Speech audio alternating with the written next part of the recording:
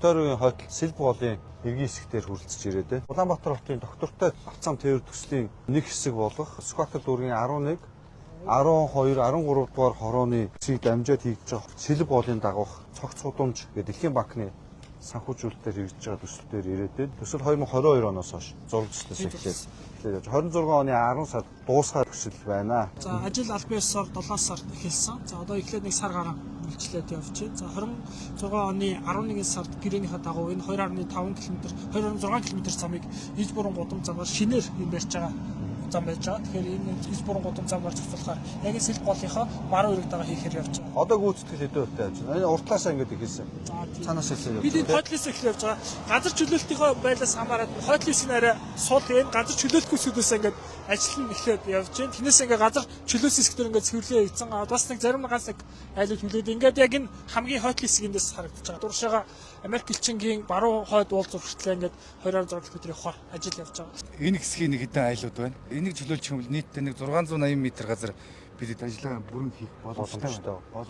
20-оос 30% газар широоны ажлын гүйцэтгэлийг төлөвлөж. Өнөөдрийн байдлаар энэ Сэлбгол дагуур замын нөлөөлөлт эддээ 78 нэгж талбар өртсөн байгаа. За яг өнөөдрийн байдлаар бид нар 38 нэгж талбарын чөлөөлөлт газар чөлөөлтийн ажил бол 50% та явагдаж байна. Хойдлын хэсгээр хэдэн ажил тарж байгаа?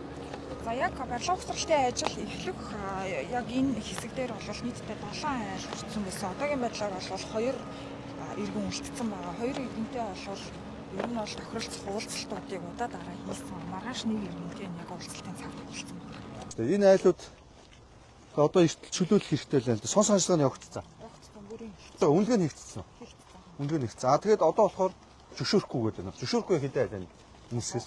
Бүр татгалзаж байгаа бол нийтийн тараас удаа бол 5 иргэн байгаа юм. Бусд нь бол ерөнхийдөө бол тохиролцох ажил хийгдэж байгаа. Тохиролцох ажил асуудал байхгүй. За одоо тэгэхээр та яг энэ хэсгийг хизээ чөлөөлчих вэ?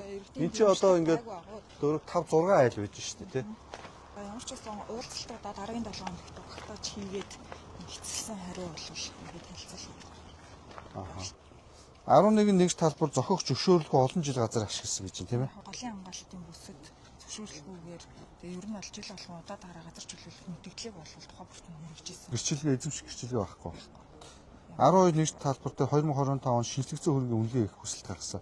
Тэгээ 24 онд хийгдсэн байсан юм. 2024 онд хөрөнгөний үнэлгээ бүрэн хийгдсэн байсан. Сүхбаатар дүүргийн 13 дугаар хороо, 12 дугаар хорооны Сэлбголын хажуудлын далангийн хэсгээр байж байна. За энэ хэсгээр 2.6 км газар Дэлхийн банкны санхүүжилтээр зээлээр болон буцалтгүй тасламжаар хэрэгжиж байгаа.